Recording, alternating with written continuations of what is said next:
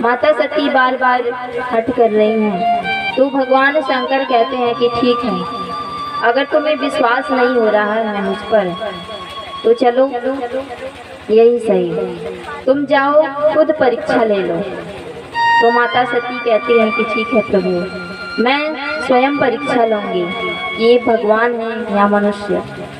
तो माता सती चल पड़ती हैं और ऐसा कहा जाता है कि माता सती ने माता जानकी का रूप धारण कर लिया। इधर भगवान श्री राम लक्ष्मण जी के साथ वन वन में भटक रहे हैं, माता सीता के बारे में सबसे पूछ रहे हैं। उसी समय माता सती सीता का रूप धारण करके उनके सामने आती हैं। तो जैसे ही भगवान श्री राम देखते हैं कि ये तो माता सती हैं जो सीता का रूप धारण करके मेरे सामने आ रहे हैं, जैसे ही माता सती जानकी का रूप धारण करके भगवान श्री राम के पास आती हैं तो भगवान श्री राम उनको प्रणाम करते हुए कहते हैं कि माता प्रणाम, आप अकेले इस वन में क्यों घूम रही हैं, पिताजी कहाँ हैं।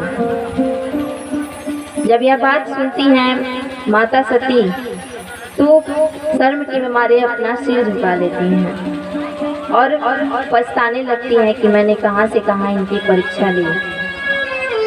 भगवान शंकर ने मना किया था लेकिन मैं नहीं मानी।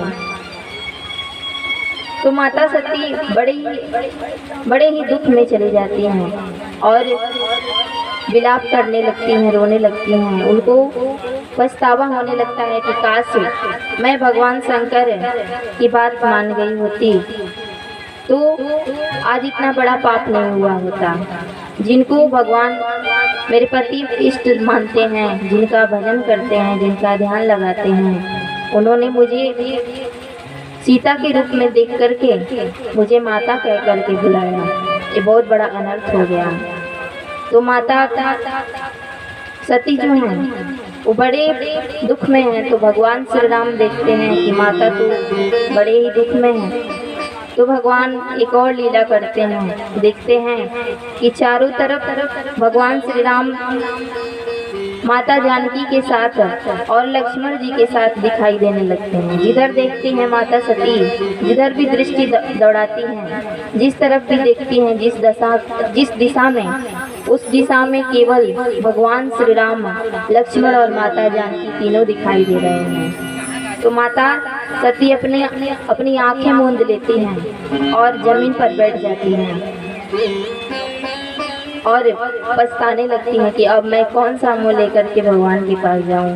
उन्होंने तो मना किया था लेकिन मैं नहीं मानी। आगे क्या होता है उससे पहले आइए प्यारा सा भजन। बोले श्री कृष्ण कन्हैया लाल की, राजा रामचंद्र की, श्री हनुमंत लाल जी महाराज की।